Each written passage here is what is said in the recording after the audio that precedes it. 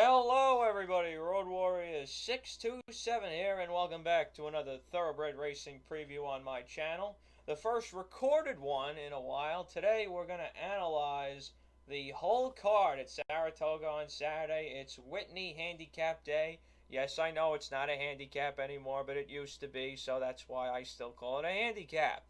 But 12 races, I can't do it alone. So I have so far 3 special guests. There might be a 4th one. Of course, Sammy's here. Say hi, Sammy. Hello. Okay. Dennis is back. Hola, ¿cómo estás? And Jack Sargent of the Racing Rundown podcast is also back today.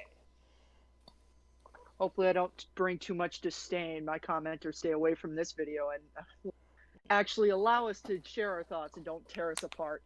Yeah, hopefully we don't get torn apart. But if we do, we'll just respond and fire back at them like we usually do.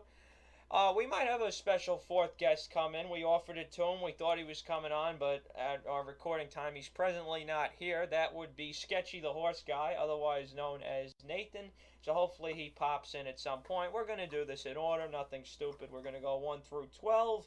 And because we have 4 and maybe even 5 people here later, we're going to establish an order to talk about these races in. My videos are usually not orderly. They're usually chaotic. So let's try and be good for a change. We're going to let Sammy start us off in each race. Then Dennis is going to talk. Then Jack's going to talk. And then I'll finish it up. So the first race, 6 furlongs for the 2-year-olds. Few firsters in here. Sammy, let's go.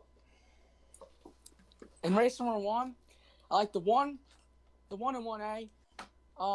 The one is the horse I really liked, but it's also a bonus to get the 1A. That's what's so good about coupled entries, in my opinion. But this one, Mott first-time starter, who is sitting at first-time starters.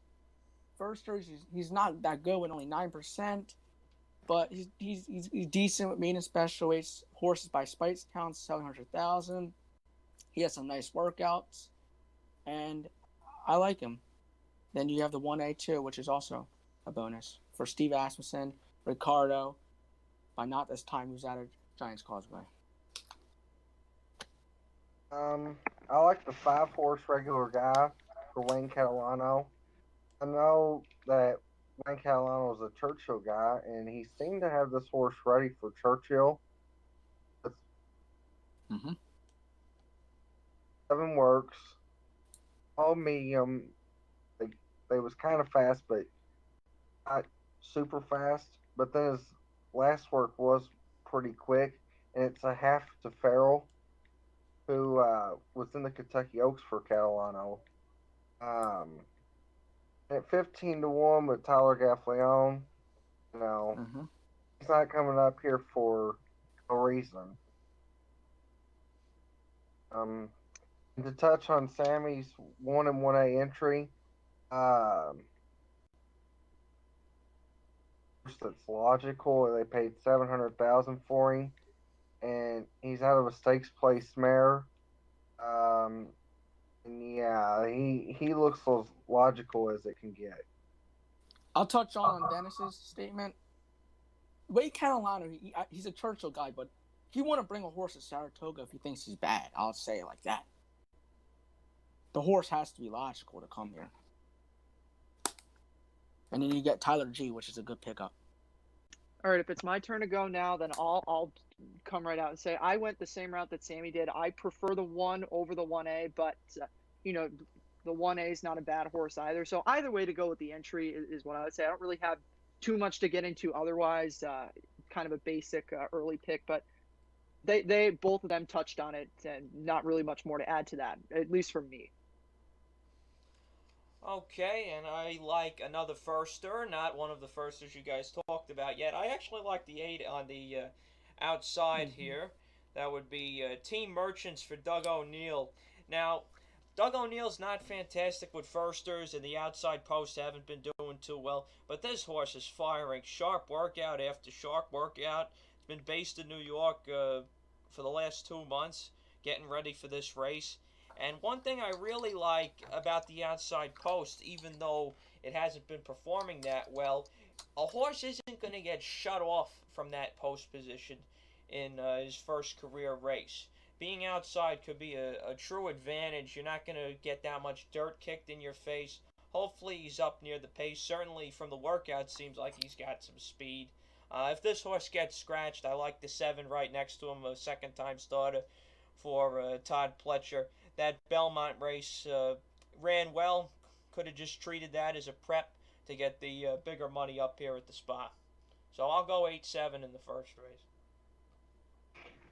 I'll say this too about that 8 horse, and I don't know why he's not at Del Mar. This horse has read him through and through with Nyquist and Square Eddie on the bottom, and read him bred and owned with O'Neill training. They must think that this horse would like a deeper track instead of something like Del Mar, which is more of a, I don't know, like a quicker base track. Something to close into. You know what I'm saying? Yeah. So. It was very interesting, but I like the 1-1A.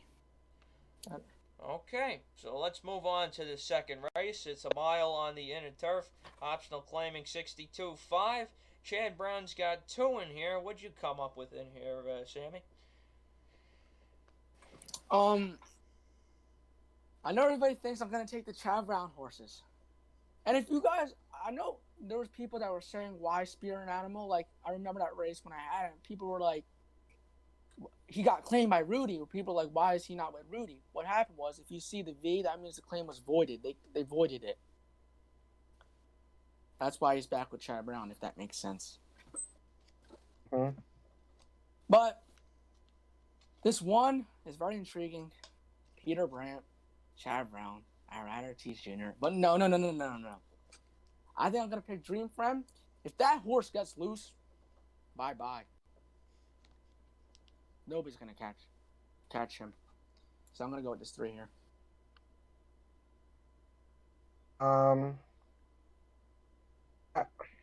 I don't really want to take this horse, but I think I'm going to have to. The 1, Fog of War off the layoff. This horse hasn't been the same since his 2-year-old year when he won the Grade 1 summer. It says summer on the program. I don't know if that's the actual stake. It's a summer. That is the name of the actual race, the Summer Stakes at Woodbine. Yeah. Okay. He won that race. I remember he looked really nice, and then beat War of Will. Yeah, he beat War of Will too, the horse that won the Preakness. He looked nice, and then he, like a magician, disappeared. And okay, continue, Ashley. Sorry. And then he come back and ran horrible. Then he ran okay. Then he ran horrible. I don't know if this horse is any good anymore. Yeah. I'll touch up. Well, also, he when he runs, if he runs his race this summer, he's gonna win this race. But you're not gonna get 2-1 on this horse. I'll say it like that. You might get, maybe if you're lucky, 6-5, in my opinion. And then, sorry. Yeah, you can go. Well, I was gonna say there's Chad Brown and another 5-2 shot and a top Pletcher horse, and a horse that always takes the money. Hidden Scroll. But no, he'll be about 9-5, I think, or maybe I could say 5-2. There's gonna be 6 horses in this race. Yeah. The 6 is not gonna be 10-1. Amos is terrible at Saratoga. Hidden Scroll will probably get a little bit money, but how much can you really get? He'll be about 5-1, and you go to the 4. 5-1 sounds right. Maybe it'll be 9-2. Dream Friend's the other horse that probably takes some money, but Spirit Animal. I don't care they won by 5 lengths. Why would they drop the horse to claiming 50? People are gonna see that. They're gonna bet the horse because it's Chad Brown. It doesn't matter if he sends out a 3-legged donkey. Yeah. They'll bet it. Jack, what do you think? I actually like Spirit Animal a lot more than you guys do. I think that, you look at his last race. Yes, he dropped in company, but going back before that waiver claim, he was in a race at Aqueduct, and then prior to that, he was 4th in an allowance at Saratoga. And He was beaten by 2 horses that have come back to run well in My races boy, value proposition. since then. Value Proposition is one.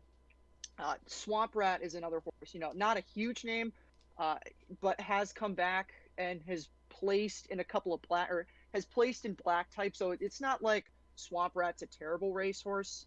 And the other horse above him that finished third to him, Kadar, is also a horse that was second in a black type, the Geoponte at Aqueduct back in November of last year. So I don't think that he's terrible. Again, I think you guys made great points. Fog of War looked really great at the Summer Stakes at Woodbine. Ran a bit of a dud race in the Paradise Creek.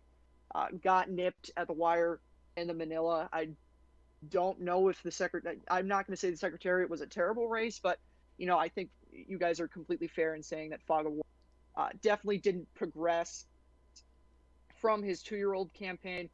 If you're someone who's going to swallow, he's also off a big layoff, so that's another reason why I think Fog of War is something that I would necessarily look against. I also think everyone's got a good point. Hidden Scroll's definitely going to take some money. I think that Hidden Scroll definitely he's never looked like he's a stakes level horse. His 2 wins were his maiden, and then he won an allowance at Gulfstream most recently. And it just has not been there for him in the stakes form. It kind of seems like Bilmont doesn't really know what to do with him because he's been sprinting him. Then he goes to turf. You can't judge anything off of his allowance race where he dumped the jockey in his first race. But I think the Jaipur was way over his head. I'm not going to write Hidden Scroll off in this race. I wouldn't be shocked if he won, but would definitely be a pick against for me. I wouldn't advise picking him. And I ultimately went with Spirit Animal. I think he has run behind decent horses. He's not going to get the respect for that. I realize that he dropped last race, but his allowance race I don't think was terrible. And you can disagree with me on that, but it wasn't terrible, at least in my opinion. I think I figured out what's wrong with Hidden Scroll. Shouldn't he, I know that the owners wouldn't like to hear this, but if they gelded him, I think he would run a lot better than what he's done. He's got talent, but something's missing there. Yeah, I'll touch up on Hidden Scroll. This horse, legit, he looks like a monster. Look at all these bullet workouts, and then the talent's there. He's not going to run 106 and 102, and with those times if he didn't have talent. So the talent's there. Just what you said, something's missing. Maybe it's the goat. Maybe he needs blinkers. Hidden Scroll, if I were to say, there's just horses out there that don't like to win, and you can't really, it's really hard to explain with some horse, but people have seen it before. There's just horses that just don't like to win. A horse that I don't even know if he's still in training, but a horse that is the classic example of one that can run really well in races. Gunavera. Yep, exactly. That's exactly where I'm going. I'm not saying that Hidden Scroll has never shown that he runs well in stakes races, but he could just be the type of horse that just doesn't like to win. Sorry for my tardiness. I forgot what time it was. Nathan's here. All right. Again, I am really sorry. Don't worry about it. We're only on the second race. Don't worry about it. Second race? Well, that's the races I don't give a crap about. Oh, that's fine. I'm sorry for my insensitivity, but, here we go. All right, that's fine. I'm just going to touch quickly on the second. I like number 4, NYC, Todd Pletcher, first time on the grass. The workouts have been pretty good. The breeding seems fine for the grass.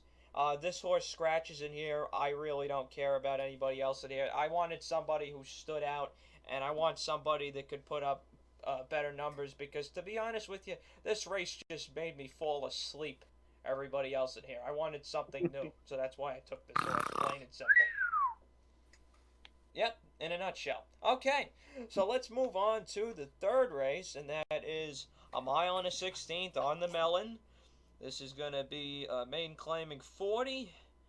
And Nathan, you said you don't have anything to say about these early races that much? Yeah, for the most part, I have no forethought on this, so if I do say anything, it's completely improvised, and, me taking a quick first glance. So yeah, I'm not that much help, but I could say stuff. Well, if you want to go, we had you going first in the order, so if you want, you could do that. Yeah, honestly, you're gonna have to get back to me on this, because I'd be improvising some. I'm looking through them all now, and most of these guys, the first horse, like, when I clicked on him, he had no starts. So I'm like, yeah, what am I supposed to do? Guess. I don't know. Go ahead, Sammy. You go talk about the third race. Speaking of the first horse, I like the first horse. First time starter for Clement, Rosario. Isn't Rosario's turned into his normal rider? It's always been like, isn't he? Doesn't he usually He rides do for Jose Clement. Ortiz? No, he rides for Clement a lot. Yeah, but now it's getting on extreme level. But this horse, Clement's just been on fire. Like, he's striking at 17% for first-time starters, 19% on turf, 34% at the meet. And then you get 5-1 with Rosario, and he has a nice workout from the gate. I'll take him. And I don't really like anybody else. This favorite, what Andy Sterling said about Money Moves, the worst favorite he's ever seen. This might be the worst favorite I've ever seen. Well, That sounds like an exaggeration. Yeah, it's an exaggeration. You just know well, what I that's mean what by I that. like, actually. It's a 9. Because 9 to 5, you're right. It is an absolute He joke. should not be 9-5. He should be like No. 3-1. Yeah, yeah. This horse is what I would call he's getting the works. He's getting LASIK's first time, blinkers on first time. Yeah. And then last time his only start he was gelded, so second time gelding. And Delaware is not known for many great things. I'll say this: Arnell De La Cour, fantastic trainer. So if he thinks this horse is good enough to be in a New York bred claiming 40 race, and well, the horse isn't great, but he can run at Saratoga. Also, like, he's not the worst favorite I've ever seen, but he's like, how is he 9-5? Like, how? Well, also the field is bad. Like, Well, what were you expecting from a $40,000 maiden claimer? not a horse who finished 4th by 6.5 at 14-1 at Delaware to be your 9-5 favorite. Well, then look at the 4 horse, the second choice. I know, it's 7. I like his name, but geez, the favorite's a horse who yeeted his rider at the start. Second time starter. That's why I like this one, because look, the one has never ran before. You get a hot trainer, a hot jockey that has been on a roll, and you have a nice workout at 5-1, especially when you have nothing else you like. You have unknown pedigree with him though too. That's the other thing I didn't like about him. Normandy Invasions by Tappan. Yeah, but but Normandy Invasion wasn't a grass horse, and Not a lot of these horses are actually grass horses. Dennis has made a very good point. If I could jump in here and say a couple of things, if I could jump in and give my 2 cents, that's exactly what I was looking when I looked at this race. I saw Christophe Clement. Anyone who's paying attention to the Saratoga meet knows he's tearing it up. He's having a great meet. Joel Rosario on his best day, and Sammy's definitely mentioned this a lot of times on here before. How you don't know whether or not you're going to get the A+ ride from Joel Rosario, but when you get the A+ ride from Joel Rosario, there's very few people that are better than him when Joel Rosario is on. One thing I do just want to mention, just because I'm a sucker for stuff like this. The favorite in this race is owned by Mr. and Mrs. Bertram R. Firestone, and if anyone is a racing historian like me, you might know that name from the Genuine Risk connection. So that is a commonality in ownership with those folks. So I did just want to mention that. Completely irrelevant to the race, but just something that I wanted to say. That's actually pretty cool. I like that. As far as my picks in here, yeah, I'm with Sammy. I like the one. Pretty much, if I see a Christophe Clement firster in any race, and none of the other horses impress me, chances are I'm gonna pick the horse. I don't care. I want a new face, kind of like the second race. My other option in here, that horse gets scratched, I go to the other firster for Brad Cox. That's simple. I don't like anybody in there. I should also mention, I didn't make this clear. I am taking the one. Same things I already said. Everyone basically said everything that I think about it. Just that it's 9, like 9-5. No. I don't know. I know it's a little weird to bring up pedigree because pedigree doesn't mean everything, but only 2 of the sires are turf horses. Well, actually, hang on. Is Twirling Candy a turf horse? He did a lot of stuff. As a sire wise, my Brisnet sheet here, he earns a 114 on this horse, and that's pretty high considering his dirt number is 104. Um, so it means anything. Okay, Where so did he The get other thing is, 114? the sorry. other thing is you got to also look at what is all, not just the sire. So that is one other thing to bring up. It's not just the sire. I'm not. Yeah, that is fair. Like the 8 horse has Kitten's Joy on the dam side, so that definitely does justify this. Yeah. And another thing too, what I was going to say is the man is somehow still 9 to 5 because he's not going to be 9 to 5. I don't think. Yeah, that's If what he I'm saying. is, He's one of the worst 9 to Maybe 5 people horses really I've ever love seen. Mr. Speaker. Like, I don't care if he wins. Yeah. He should not be 9 to 5. He should be 3 to 1, 4 to 1, 7 to 2 in that range. yeah. I could see this Come On horse going off his favorite. So if this horse does off at 9 to 5 or so, I would say maybe the 5 horse. Yeah. Should have said that when it was my turn to talk, but yeah, I didn't really like nobody else in the race, but I mean I have to give a pick somewhere, don't I? Yeah. Yes. I guess. All right, so let's move on to the fourth race. Here's the first of a bunch of 7 furlong dirt races that just make me want to puke because I hate 7 furlong dirt races. But we'll still give it a chance. Nathan, did you have anything for this one? I'm not a smart man. Like, I'll starting with the personal Ensign, which is race 5. Then I'll have something preconceived. But everything else here is completely improvised, just so I don't look like a silent idiot. That's fine. Go ahead, Sammy. This race is also, like, these races, I could see a couple 50 to 1 bombs. Maybe not 50 to 1, but like 20 to 1, 15 to 1, 10 to 1s coming in because it's so wide open, this car. Yeah.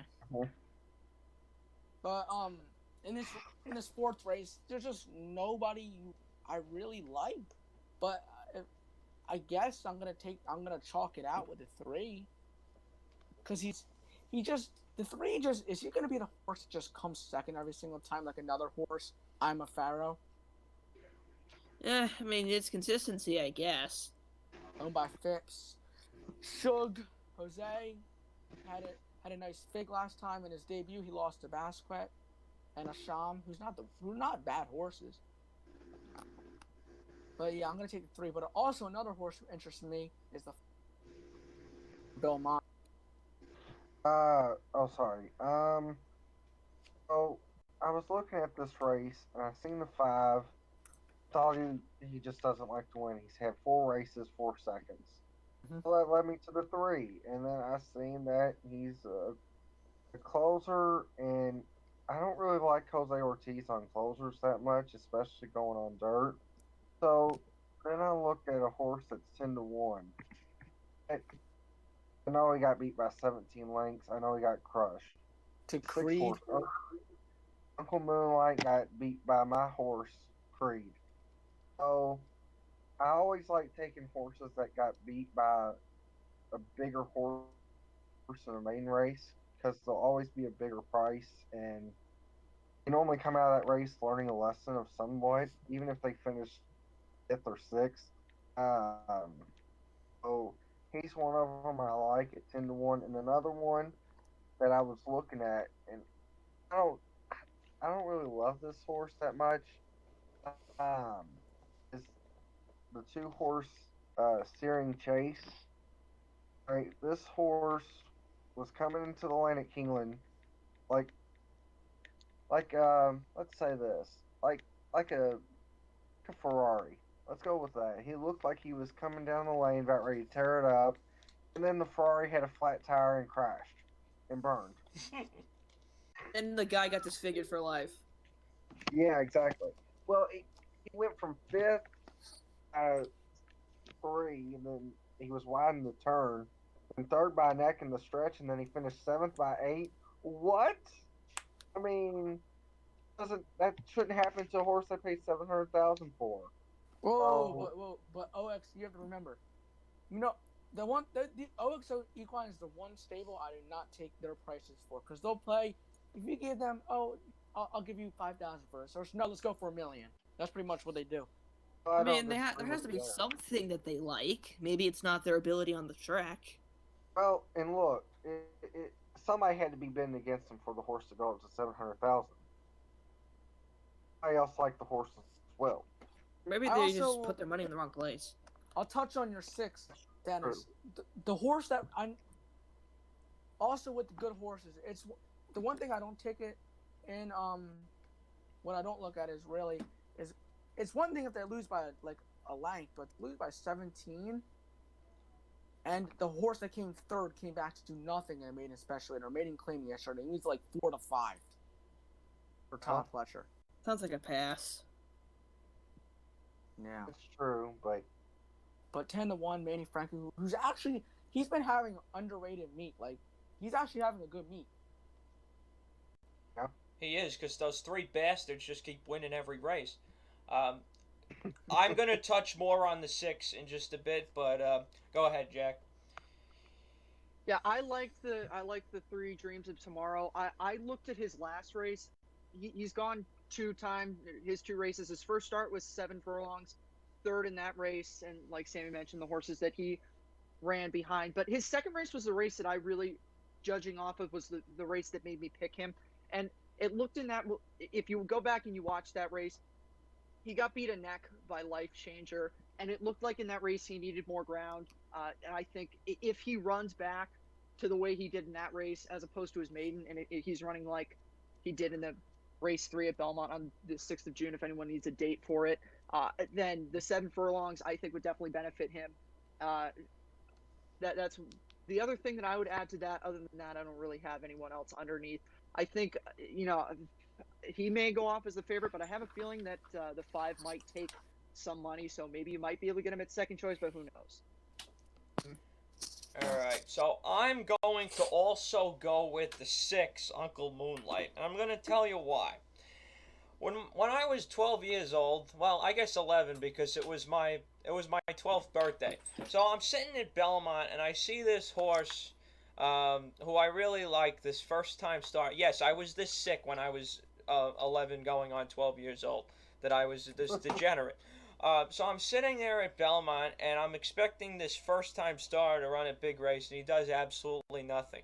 And I asked my dad why, and he says, Andrew, they're getting him ready for Saratoga. This happens so much every single year.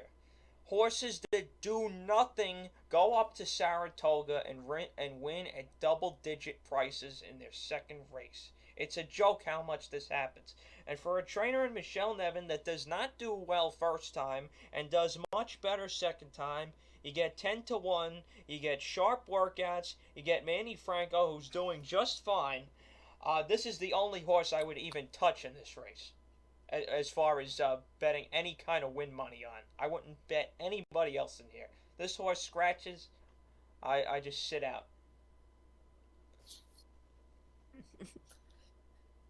It's all right. Yeah, that's it.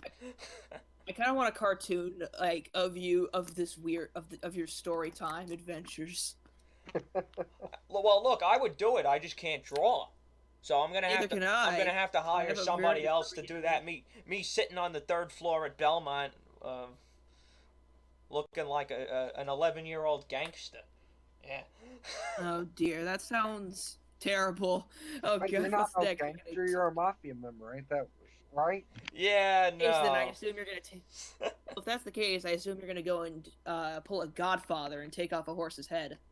Yeah, I love horses too much to do that. But yeah, I will. Of morals, you're not a mafia man. I digress. Let's move on to the 5th race. It is the first stakes race. It's the Personal Ensign. There's a horse in here named Midnight Bijou. Are any of you trying to beat her in here, Nathan? I never heard of her. No, I'm just kidding. Of course I have. Midnight Bijou is obviously like, well, of course, every person with half a turtle shell of a brain will pick her. But obviously there has to be at least something else that the other horses can offer.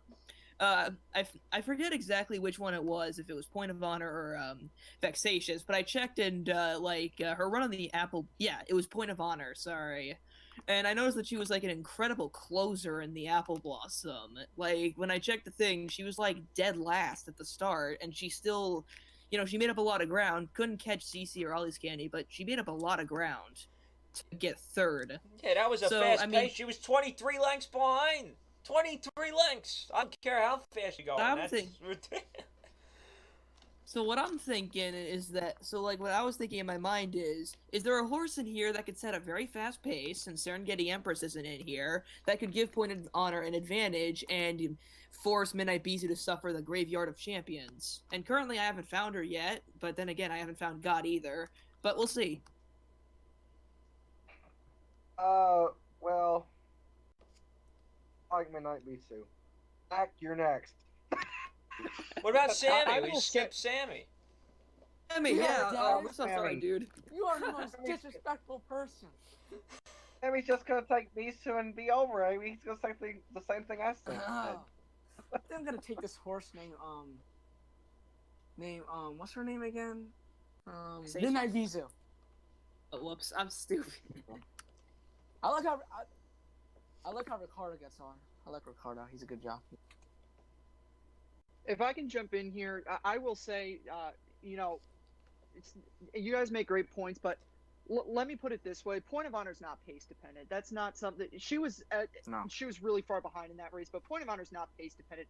If you go back and you look at her, which is probably obviously her winning effort in the Black Eyed Susan is her best race, but if you look at probably her best underneath race, which was the Alabama, she ran second behind Dunbar Road. She closed in a 1:13.75. So I just wanted to mention that. Obviously, there's no going against Midnight Bisou in here. I've got a preview of this race, or I haven't uploaded it yet, but there's a preview of this race that I did over on my YouTube channel. It's Midnight Bisou, it's Point of Honor.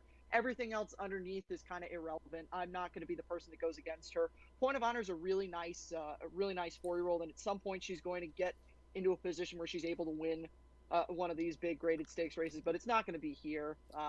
I would be shocked if Midnight Bisou loses. She's probably the best older female in the country, and the one thing I will say is, don't be concerned about the jockey change. John Velasquez rode her in the Beldame after she'd been ridden by Mike Smith through. Yeah, I was there for that. The jockey switch is not gonna benefit her. You could put you could put a far less capable rider than Ricardo Santana on her, and put me on her. That's the only way she loses, if you put me on her. So Midnight Bisou, there's really no going against her. It's disappointing that a lot of these stakes at Saratoga have been extremely chalky, but that's just the way that it is. I have a question. Vexatious might have potential. She hasn't really shown off her dirt racing abilities. Too. What's your question? Well, I'll have a question after Andrew goes, but. Yeah. Okay, so I picked Vexatious in there. No, I'm kidding. Don't worry. God. Here's what's going to happen. Midnight Bisou's going to win the race, okay? So the point is, how do you try and create value underneath? And I realize it's the graveyard of favorites. The horses are going to get bet. I know what you do. I know what you can do. Well, put Bisou on top and put all the other horses down, and you hope that a Bossy Bride comes second. You could just do a simple exacta, like the cheapest one, and just say, "Oh, Point of Honor's gonna be second. She'll be coming over late." But that wouldn't pay anything. I would pay a little more. Here's what I would do. I would try and get Point of Honor out of the exacta if I can. But I still think the exactas, like if people are going to play exactas with Midnight Bisou over the entire field, okay? And people are going to play a lot of triples with Midnight Bisou and Point of Honor keyed first and second.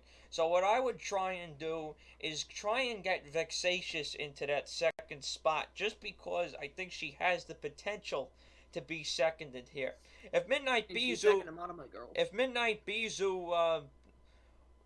I don't know, some alien picks her up and takes her on a spaceship to Mars, then I think Vexatious can win this race.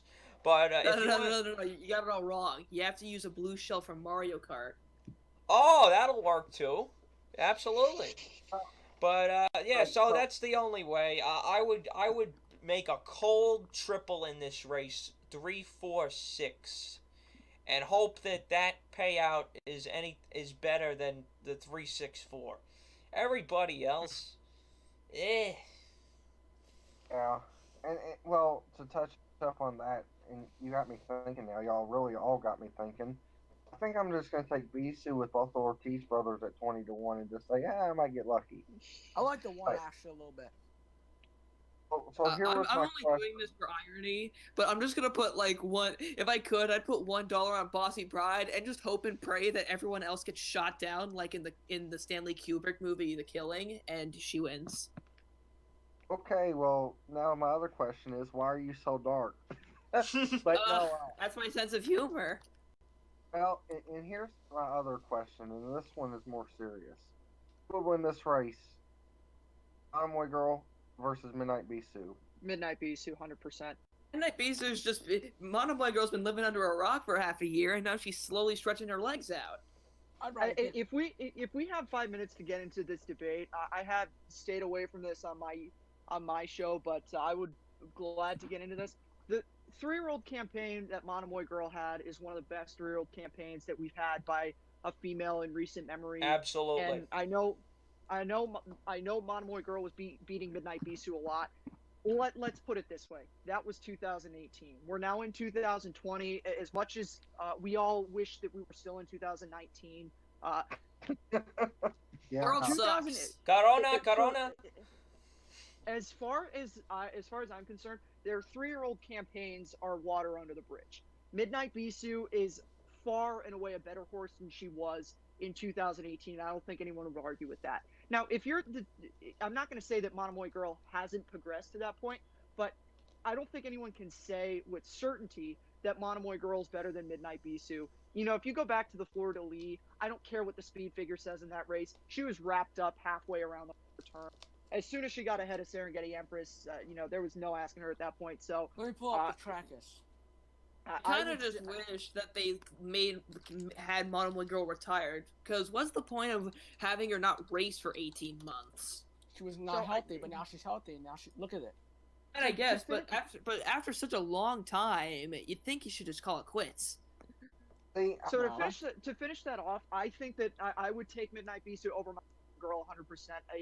Her race in the Saudi Cup when she ran second behind Maximum Security, and what's come out about Maximum Security since then gives me even more respect for her. You could make a case for her being case of her being the best natural talent in that race. Yeah, so Maximum Security I is all would pick drunk. her. I would pick her, but I think it's too early to decide 100% which horse is better. That's going to be decided on the racetrack at some point. Yeah, that's going to be decided Um, at Keeneland, where they're going to run against each other for the first time in such a long time. They should be running against each other every 4 weeks. I'm tired of this bullshit of everybody waiting for the Breeders' Cup. That was my 10-second rant. Wait, I haven't ran about Monomoy Girl and Bisu. I just put up the Trackus. Let me just see what the numbers are. Honestly, we you know got to what's gonna get moving, happen? guys, by the way. We got to Here's get how it's moving. gonna work. Here's how it's gonna work. Monoboy Girl is gonna win, but it's the big but. She drifts in the stretch one step too far, and she gets disqualified just because she made a small little drift, and that somehow impeded Midnight Bisu. All right, I think we have to keep moving, right? We do, and I don't know if the cotillion is going to happen again, Nathan. But, well, Yeah, like Italian, more like I don't was know. there. you were there. And Oh. yep, and I was pissed. I wasn't pissed at all. I think it was absolutely the right decision. But we're moving on. What about like Abel Tasman and Elite?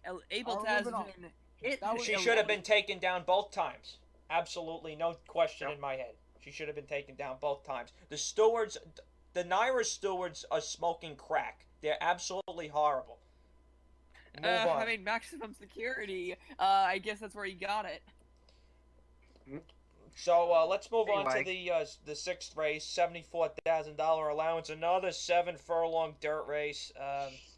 Nathan, I mean, Everfast. I think he's going a little too short. I don't think Sure, he's second behind Owendale in that 1 mile Blame Stakes, but 7 furlongs sounds a little too short for a closer whose most famous race was a late closing kick in the Preakness Stakes. I don't like him. Who do you guys think I'm picking here? I don't know. You say it. The man himself, Orlando Noda. Come on, bring the juice again. Let's go. Let's go! Vintage Yeah! Hollywood. Let's go. He's What kind trained of really juice? good. Is it fruit or V8? Like he might be a really good trainer in a couple years.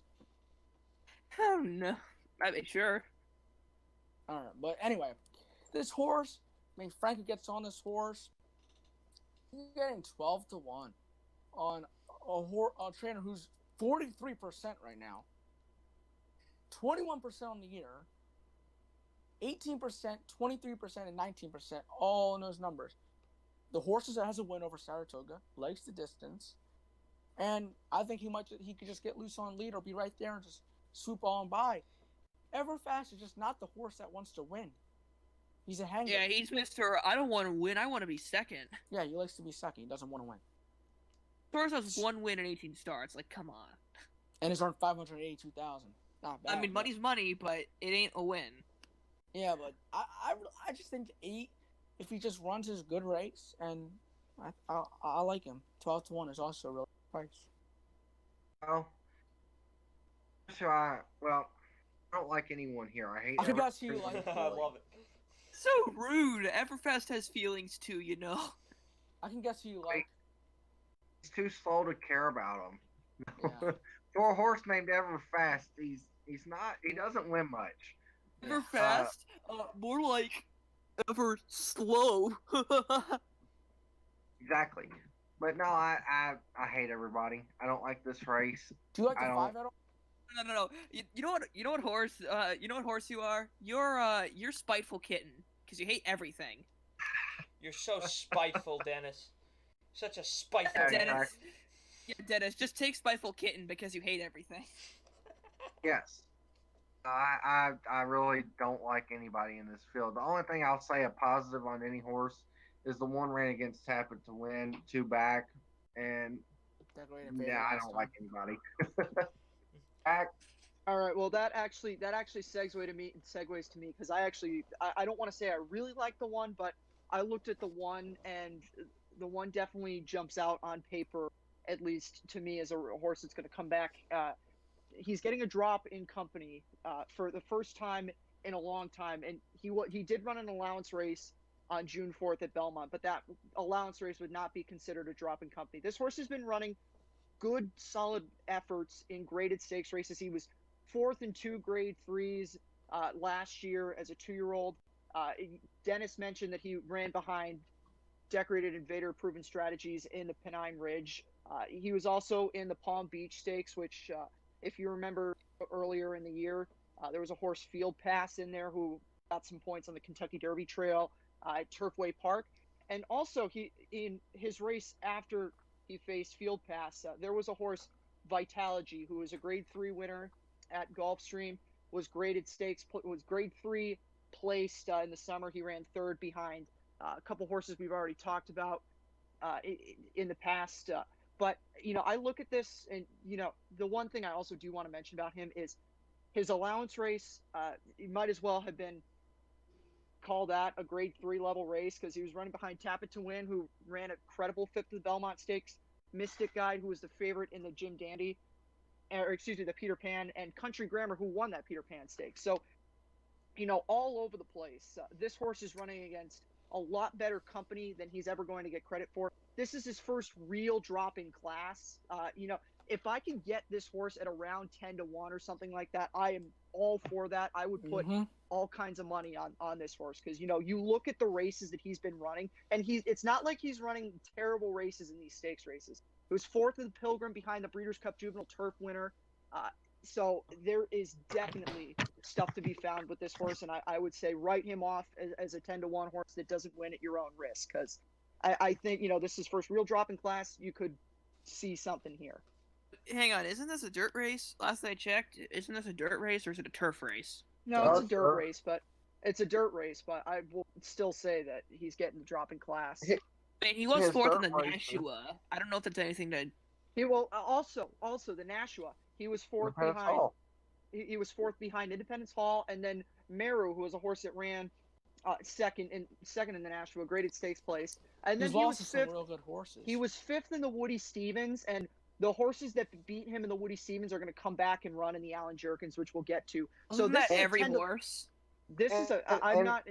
Yeah. So every horse that was in that race, the Woody Stevens, is going to be running in a Grade 1 this weekend, except for actually Meru is the only horse that's not running in that race. But Meru was beaten by really good horses, and he finished ahead of this horse, Famish. So he's definitely famished for victories if we make a pun with his name. But don't write him off as a horse that doesn't want to win. Funny. He's running really good races in graded stakes. I And looked another at him. thing too is, if you're worried about his dirt races, seeing that he's ran in many turf races, the only times that he's hit the board has been on dirt. So I'm not worried about that. So yeah, that's a great point. I haven't really I didn't look I too didn't hard even- at that. So I didn't even put any. I didn't even put. Not that I didn't put any value in it. I wasn't even looking at that one. So that's a point that Dennis made that I missed on this horse. But I really like this horse here. I like him anyway. If he's around double digits, I really like this horse. If he drops down really low, then I'm not really super interested in him. But if I get him up around this 10 to 1 range, I really like this horse. He won at Saratoga at this distance last year. Yeah, there's a lot there. Definitely, this would probably be. I don't want to say this would probably be the horse I'd be most enthusiastic about picking this weekend. Yeah. Very good. 7 Everfast turns back, but I'm in complete agreement with Sammy on this race. It's not even close. I like Vintage Hollywood. If you can get Noda at a price, that's freaking awesome. He's very good at stepping horses up too into tougher company. I'm all in on Vintage Hollywood in here. To me, this race is 8-7. And I will give Orlando Noda credit for something. He believes in his horses, and that helps him a lot. Oh, I love the team's reactions to their wins. It's just freaking great. He Go trains his watch horses a video to that on Twitter. It's like the Etika of horse racing where he has the greatest reactions to everything. He reacted to that race like we reacted to the 6th race at Monmouth on July 17th. Oh my God. Sounds very obscure and Oh my something I'm God. not in on. Oh, we brought the Joe whole was acting building like- down. The whole building was probably staring at us. Yeah, we were Why? we were just screaming our heads off. Come Are on you with this screaming Chad Brown exactly? horse. What's going on? Are you okay? We had the And Chad, then Joe- Chad Brown exacta coming in the long way. It was the easiest thing in the world. The exacta paid what, 22? 22, and then remember Joe had the $10 $10 daily double with the cinch in the race before. Oh, we all walked out winners. That was the only time when me, my dad, Sammy, a couple of my friends were there. It was the first time that we ever all won at the same time, and we were just going nuts. Yay! Everyone wins. That's Joe right. was acting like he was drunk. Joe Martin. We gotta get him back on the show All at right. one point too. Yeah. Let's go to the 7. Who's Joe? Joe's my friend, who I introduced to horse racing about 6-7 years ago. The 7th race. Mile and the Honeydew, 16th trust on me. the turf, maiden I'll just say 72. one thing. Alright, there's one horse. That's all I have to say. I will make sure I never get beat by these horses again. So what happened was on opening day, a little quick story. I like this one a little bit. I saw Tyler Gaffleon. I saw Live Oak Plantian. I whatever know- you say that. I know where this is going. I don't. I saw Trombetta, and I said, "Oh no, I'm gonna change it." The horse runs at 35 to 1. That's never happening again. So I'm gonna Oh, take boy. this one. That's all I have to say. Give me this. But also, this too was a little intriguing because he was very green his first start. He did not break well, but Maker and Irad have been winning at bombs recently. In this race, I like the 8 Modern Science. You know Galileo? They brought a hey, Galileo. Sammy! Dennis is talking. I know. Yeah, He alright. interrupted me. So, I like, know. Galileo, this fantastic sire. He was bred by Coolmore in Ireland. They Lovenbach stables, who tend to, like y'all said earlier, with the OXO stables, or Oxo, whatever. They normally tend to throw money at stupid horses sometimes. And this horse, I mean, he was 16 lengths behind at Ellis Park, and he closed and only got beat by 2 lengths. This horse could have stayed at Ellis Park and been 1-5 and won, but instead they get Joel and Ian Wilkes ships up here, who has been 50% out of 4 races, 2 wins and a second. And yeah, this horse, I expect him to be rolling late. As for me, I look at this race. I looked at the favorite in this race. Wesley Ward 2-year-olds. Wesley Ward's been having a great amount of success with 2-year-olds by American Pharoah running on the grass. I'm looking at the 7 King of Miami. His first race was on the disaster weekend at Belmont where the race came off the turf. I need to interject after this about the race you're talking about. By the way, Jack. So yeah, that race came off the turf. So this horse is back on the turf. The one concern I would have is he is going a bit longer. He is stretching out, but he ran a good enough race for me. He's back on the turf.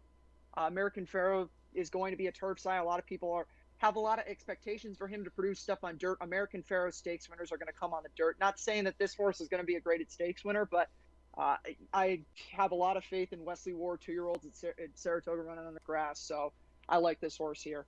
Did you mean turf, not dirt? You said dirt. Or I said turf. I said turf. It's in dirt. I said turf. You said dirt, okay. By the way. I didn't want... Yeah.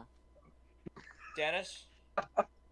Oh, nothing. I was just saying, yeah, he said dirt. Never mind. Go on. Well, because his first race was on the dirt. Yeah, you misspoke. Nobody cares. All right. The point is, this race, okay, King of Miami. I got home from the Poconos in time because of this tropical storm that was coming up the coast. So I drove home from the Poconos early. We went on a kayaking trip. I sit down for this first race, and my dad tells me this race is going to come in 5-6, and I said, I know, because it's 2 Wesley Wards, and the longer prices, whatever he was, 4-1. This horse was 1. This horse was 1-2. This was the easiest exacta in the history of horse racing. Andrew, wasn't that the race where I picked that 5 and had it too? It was 5-6. It was 5-6. Yeah, it was so easy. This was the easiest thing in the history of the world. This was the. This is real life or something. We've met a couple of times. Hey, that's pretty good. But this was like going to the bank and being handed money. This was a joke. You knew this horse was gonna run second. Yeah, King of Miami. More like King of COVID. Haha. Oh yeah, Miami's freaking dead right now. Yeah, they cost my fillies the whole week. Florida man enters a horse, names him King of Miami, and then I don't know, throws a gator. Oh, Andrew, and Wesley Ward owns this horse too. Yes, cool. Yeah, well, I don't care. I don't like him in here because he's going to be 5-2. I got to go somewhere else. I like 2 different prices on here. I'm not really sure who I'm going to take on top, to be honest with you, in here yet. The 2 is Explained. Somebody mentioned him earlier. I forgot. Me. Okay, it was you. Again, the same thing with these horses that run at Belmont. They're being given a race. That way they can win at a big price at Saratoga. Happens all the time. You get the, oh, I thought that said, J Ortiz. It's Irad. Yeah, I see that. Okay. That doesn't really even matter that much. The point is, it's an Ortiz. Yeah, he's been winning with the prices. So that's something obvious. The workouts have been, the last workout was good. And then I like the 6, who's a first-time starter for Jorge Abreu, former Chad Brown assistant, Shorty. Tyler Garrett. How short? Apparently really short. He's not going to be short on the tote board, though. This horse has decent workouts. Pedigree's okay with the Warfront in there. This is fine. 8-1, I'll take a shot. I don't love anybody in here, so I would use the 2 and the 6 to try and create a little bit of value. And Abreu's 21% with first-time starters as well. All right. If nobody has anything else to say, we're going to go on to the last non-stakes race, which is the 8th race. Nice and long on the inner turf. Mile and 3/8. Another maiden 72,000. Nathan? Holy Emperor, we're like, holy shit, 9-2. I have nothing. I just wanted to make that pun. Holy shit. Yeah, you can't win yet. Yeah, second last time out. I mean, that's at least something to keep in mind, I guess.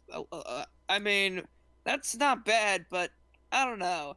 Honestly, in general, I'm just garbage when it comes to picking out claimers, because I'm not good at picking out who's the least sucky. That's kind of what a claiming race is. Picking out who's the least sucky, who least sucks. This is not a claiming race. This is not a claiming race. Oh shit, yeah. Or just, wow, I am really stupid. Okay, main race is same in a way. Wait, hang on. Actually, it is hang on. Non-starters for a claiming price of $40,000, or at least, so it is a claiming race. So I'm not stupid. You are. Why is it not a claiming race? It means the horses that have not run for a claiming price will be. Wow. Okay. In that case, because it would say MCL. It would say MCL if it was a maiden claimer.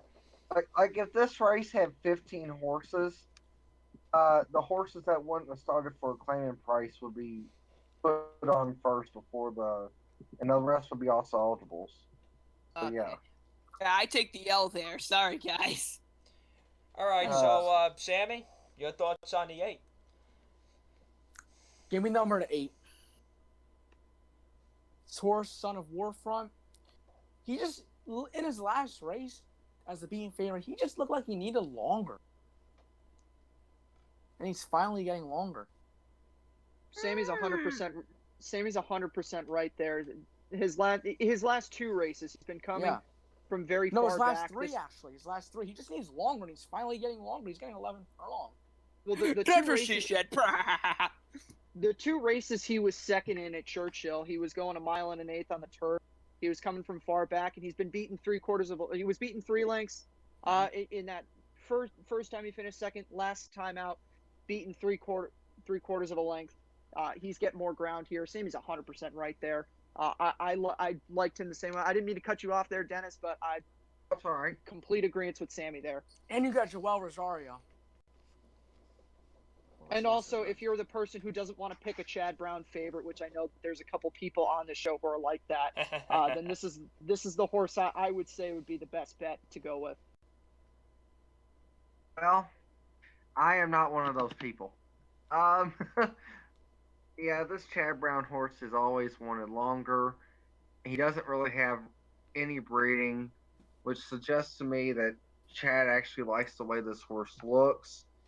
And he was 4 wide, 2 wide in the first turn, 4 wide in the upper stretch, going 1 1/4 miles last time at Belmont, and he had the 9 post. So I know Rosario.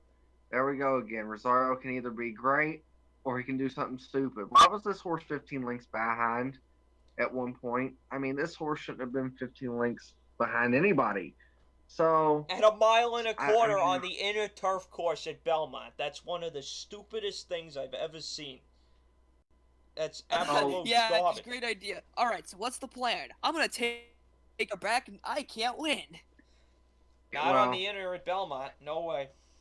So if I can say anybody besides the Chad Brown horse, because we like picking prices, I kind of want the 1 horse Holy Emperor. Yeah, I didn't hate him.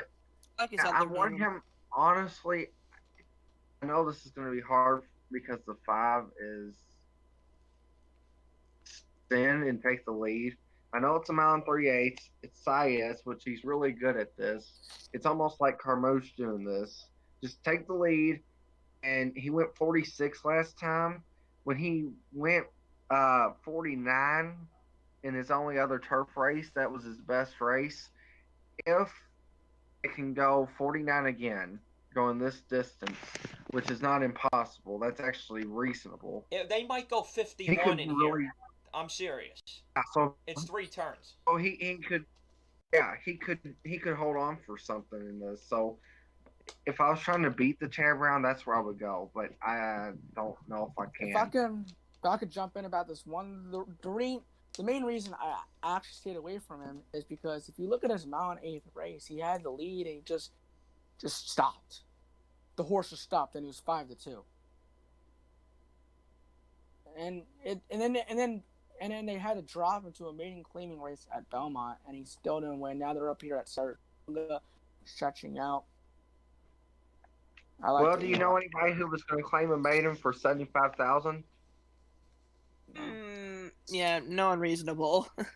Also, with Chad Brown, the one thing is what is ridiculous now is you don't even know what to expect from a first-time star anymore. Are they going to run good or are they not? Because they're going to be 2-5 every single time. He's not a first-time starter. He's ran twice.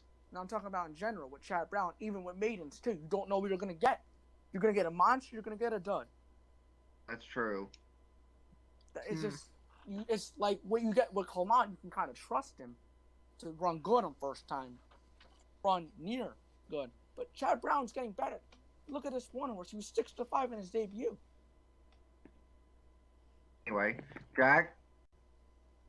I don't have anything else to say. I said my points. I do have a request though. When we do get to the next race, could I introduce it? Because I've got a couple shots that I need to take. You got it. Yeah. We talked about this. Just don't hit me, okay? Okay, Well, what so kind of shots are we taking here? we'll find out. Hopefully it's a Virgin screwdriver. Very, very not nice shot. So race 9 is the Whitney. Hold I guess you on. could call this- I didn't give any picks yet for the 8th. Oh, Just right. a sec. Sorry. We'll get to that in a minute. I like Watch out, guys. We got Corleone. He got to make his choice. We got Montauk Summer for Christophe Clement. Now, we were just talking that Christophe Clement horses, normally you can trust them first time out. Well, this horse did not get bet that much in his first race. It was almost 7-1. So normally they get bet a little bit more than that. And this horse tried to close into a snail's pace, going 1 1/16 on the inner, which feature... The 1 1/16 races on the inner at Belmont usually feature even slower paces than the 1 1/4 races do, surprisingly, but it's true. I've watched these races my whole life. So this horse, I'm going to give it a shot to second time out. Christophe Clement's still very good. Second career race in general. Not so good second grass race, but that could be mix and match. I don't really care about that. David Cohen gets to ride. I realize he hasn't done anything yet, but I'm going to take a shot. I can't pick Chad Brown. I hate him too much. I'll put him second. This race is here, if I could say something on the 6, and I'm tearing this horse down. You're gonna hate me for this, but God, how can you pick that horse? David Cohen can't find the winner's circle with a GPS and a glowing beacon saying, "Yeah, exactly." And this horse was, I know I just said the one was in main claim in 75, which nobody's going to reach in for 75 and get a horse like that. But they paid $130,000 for this horse. He was immediately in for $40,000. Don't get me wrong, that race wasn't god awful because it's kind of dirtied up form. Like he didn't run horrible, but he didn't run good. But if this horse was any good at all, Joel Rosario would be riding him and not the horse. So and speaking of expensive horses, sorry to cut you out, but expensive horses. Didn't Chad Brown debut a $710,000 horse for William Lawrence Day in the second race? For like 40? I see. And he ran terrible. I don't really look too much at the purchase price because honestly, literally anything can happen when it comes to the monies. I mean, the thing I look for in maiden races I think I sent is Jack purchase price. Didn't I, Jack? The thing I look for in maiden races is purchase prices, and there's nothing really in here that stands out. But they was already going to take a $90,000 loss on this horse, not counting training fees and not counting the feed and vet bill. So, no, I don't want no part of that 6, Andrew. Sorry. And I'll respond to your comments with 3 words. I don't care. I can't let Clement get away at 10-1. I just can't do it. I don't really care about Cohen. I care that this is a Clement horse who might be a little bit better. You don't get a lot of 10-1 Clement horses. This is just I agree. This is just too good for me, and especially if you're playing doubles into the Whitney, and you're using and you're gonna look, unless you're using Mr. Buff, all these doubles are gonna come up short into the Whitney. You need to find something in the 8th race to give you a little bit of value. So Jack, it's all yours, man. Rip them apart. Oh, I got a little bit too over enthusiastic there because there's a couple of horses that I need to take some serious shots at. But do you want me to introduce the field and you talk about them? No, because one of the horses in the field I'm taking a shot at. I guess you can call this. There's 3 Grade 1s. I guess you can call this the feature Grade 1. And these are real Breeders' Cup Classic contenders, not the disaster that we saw at California last weekend. Yes, of course, I'm referencing Maximum Security. That was god-awful. I will just go right off the rails and say that. And another horse in here that I need to not necessarily take a shot at, but just kind of flatter a jockey a little bit, Drayden Van Dyke. I'm talking about Improbable. Improbable's a pick against in this race here. I don't care if you're the biggest Improbable fan. It's obvious that this horse doesn't run the same without Drayden Van Dyke in the saddle. His 2 races this year have been really good, and he's had Drayden in the saddle, both of those, including his win last out in the Hollywood Gold Cup. Doesn't have him. Completely draw a line through him in this race. There's also 3 better horses in here. Code of Honor by my standards, and of course the favorite Tom's d'Etat. Aside from that, I can't go against Tom's d'Etat here. I've gone against him enough. I've gotten beat enough. I've learned my lesson to not go against Tom's d'Etat. Code of Honor will have his race at some point. I can't go with him here. Kind of like Code of Honor more at 1.25 miles than 1.125 miles, because like the Travers and the Jockey Club Gold Cup, last time I checked, those are 1.25 mile races, and you can always say I mean, he technically didn't win the Jockey Club Gold Cup, but he basically did. He was only a head off from winning. Win. So he was going to win if he didn't get interfered with. It was absolutely the right call. He was going to get there. It was the right call. Yeah. So yeah, like he was gonna win if it weren't for Vino Rosso ducking out. So yeah, I'd say 1.25 miles. That's where I like Code of Honor the most. So 1.125 miles feels a little short. He can win at shorter distances, but it just ain't his best.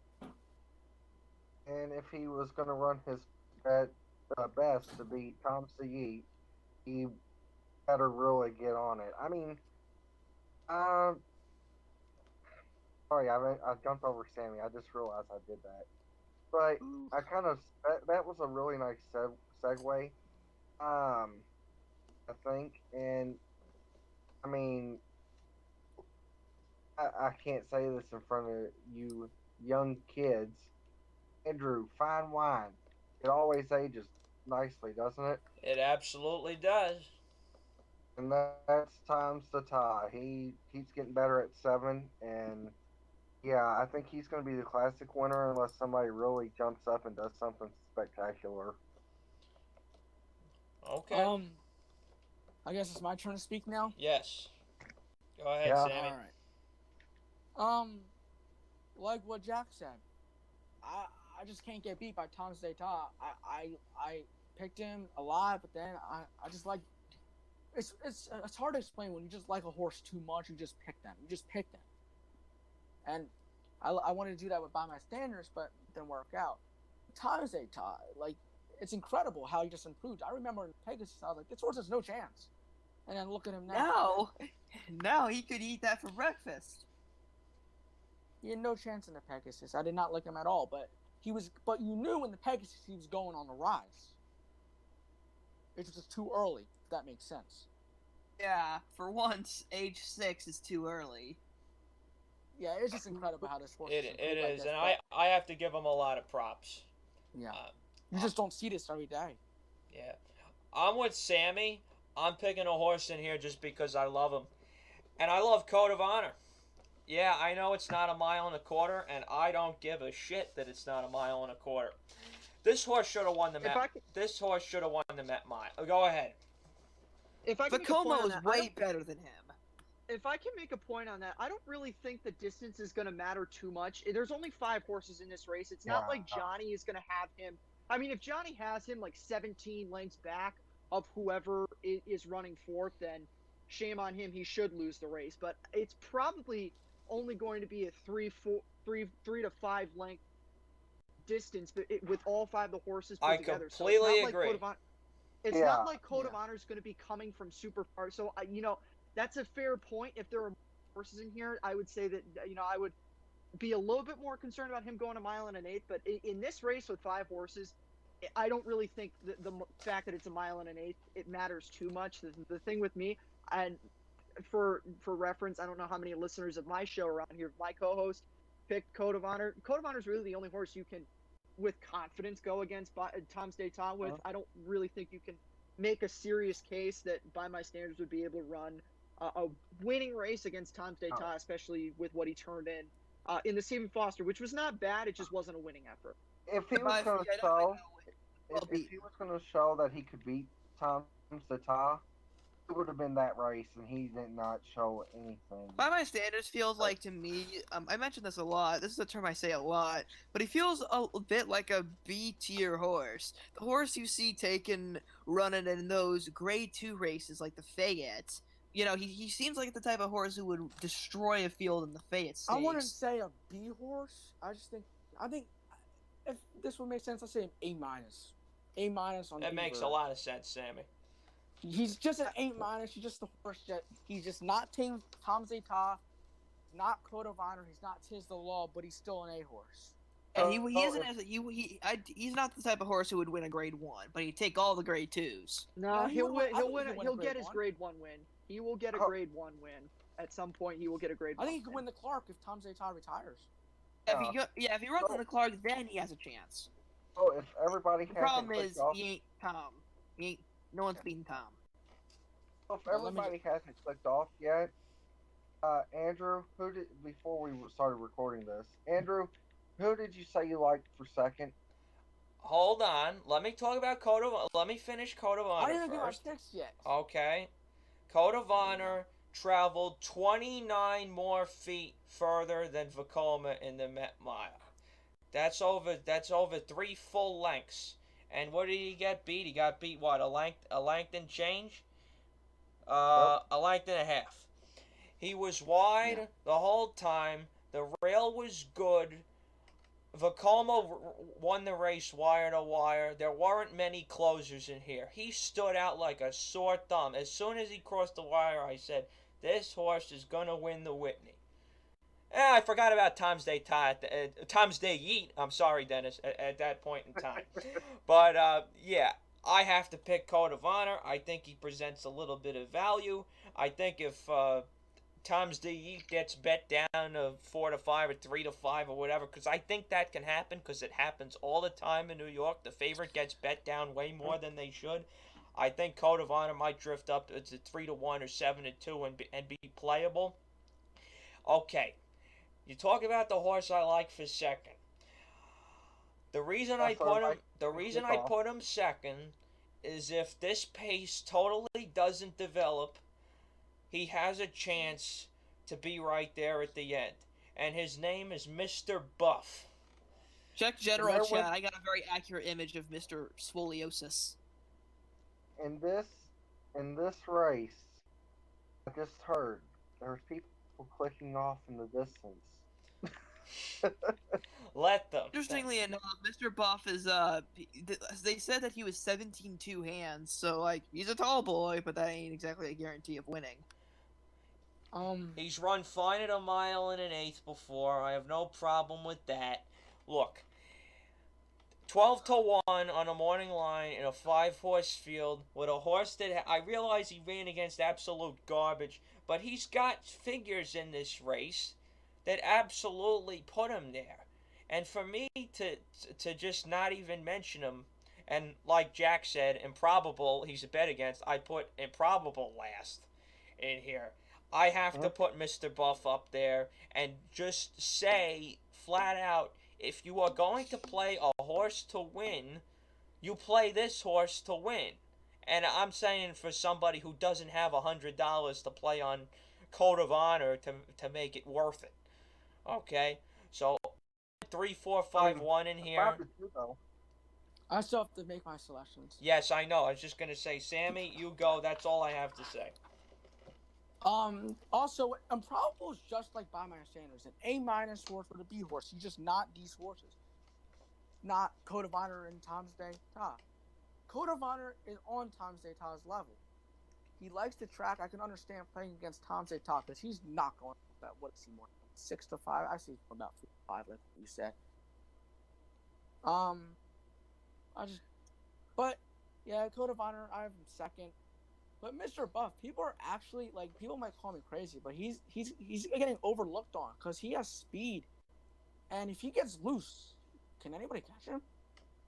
That's what's going to be a benefit to Mr. Buff in this race. Yeah, Is he's the lone speed. He's the lone speed, and I'm not saying that he's going to get, because I don't think anyone's getting loose in this race, but he's definitely not going to be burning it on the front end. So he's probably at the very minimum going to hang around. So you could see him pick up a nice place or a show in this race. It's exactly what I had in mind. And then you have Tom Zeta, who let me count this up. 1, 2, 3. He has 8 straight double digit triple digit buyers of over 100. That's just amazing at 7 years old. Oh. You just 3 for 4 over the track. You gotta love the oldies but goodies. I'll take So- Tom Oh, Zeta. yeah. True. And his one loss at Saratoga was in a Grade 1, the Woodward Woodward. last year. So that was a very respectful performance for him in that race. So obviously he likes to run at Saratoga. I wanted to throw I think that he's in. better now than he was in the Woodward last year. Oh, I completely agree So, with that. I just wanted to here's say something that else. fourth was not a bad race. Yeah. Something else, And if that's not a bad race, then imagine what he's gonna do now. something else I noticed that can make you either like Code of Honor more or make you like Tom Sata more. Tom Sata has beaten one in this race by 5 lengths, well 4.5. Horse, he beat him by 3/4, but let's be honest, that was a mile, and he was just starting to gear up. He could have won by 3 or 4 lengths. Didn't he beat go the really 4 by wide 3. too? Yeah, he was really wide too, and he wasn't even asked really.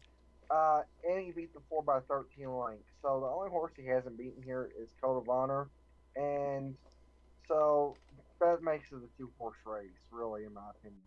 And that makes it even more exciting. And now knowing that, yeah, Tom Todd has already handed these 3 horses losses, but all he's got to do is take down Mr. Code. Well, Mr. Buff, I wouldn't go that far to be honest because he just didn't. I don't think he liked Churchill at all. He needs to stay in New York. He doesn't like anything outside of New York bred races. Yeah, he's like that Calbred he's a Lava Man archetype, except he's not as good. Yeah, I mean, at least. Same with Diversify. Diversify is an extreme New York bred only horse. And Tis the Law's not. Tis the Law won at Gulfstream Park. Yeah, Tis the Law. He doesn't, don't even get me started. Like, an archetype like Diversify is a horse that has no talent outside of their home state. And and Tis the Law does not, it's erroneous to think Tis the Law even falls within that category. He's won at Belmont, sure, 2 big Grade 1 races, the Champagne and the Belmont, but he won the Florida Derby at Gulfstream Park. That's just, no, he does not. He's not even in the question. Yeah. Anyway, though, let's go on to the A-Town Jerkens, shall we? United is actually a more worthy contender for that because he's never won outside of California on the turf. He did win the synthetic on Woodbine, but that's a completely different topic for another day. No, just 10 So another 7-furlong dirt race. Hey, at least this one's a Grade 1. I don't care. Run They Happy, still Alan bore me. Jerkens. Oh, I should have said at the start of the video. If you say the word "run happy," I'm throwing you out. So I can't throw you out, Sammy, because I didn't say it beforehand. But this is the Alan Jerkens.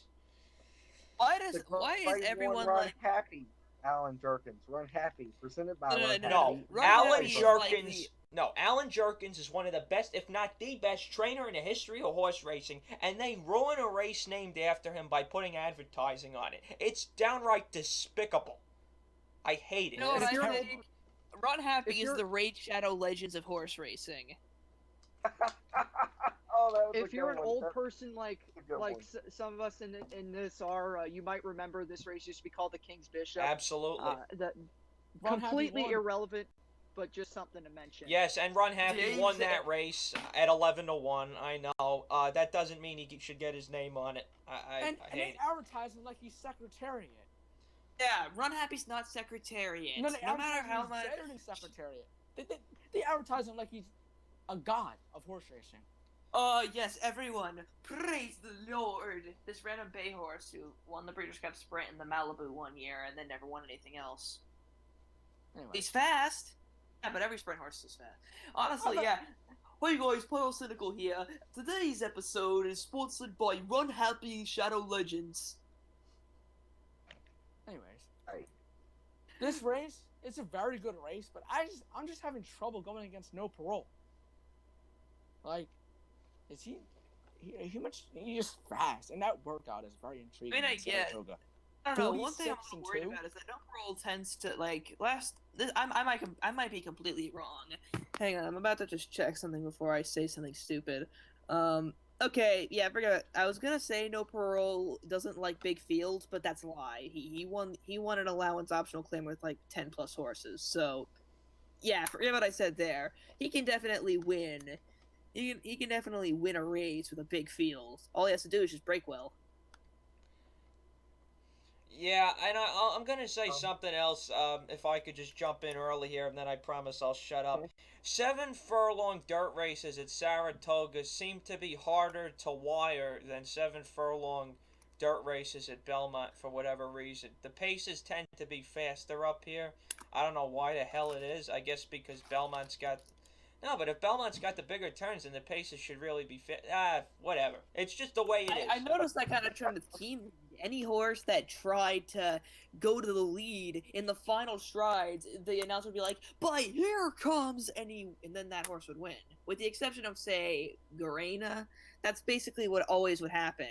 The horse would, I'd say Garena. The horse would be in the lead every step of the way, except the final 4 strides, and would then end up 5th. I have one thing Okay. about No Parole. Do you guys ever expect him to be this good? Like, I certainly didn't.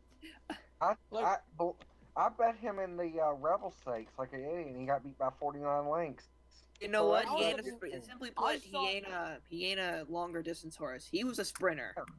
I mean, and I just that's thought- another thing. Yeah. There was a horse named Head Tie, who was a Louisiana bred sprinter. I do not care who it was.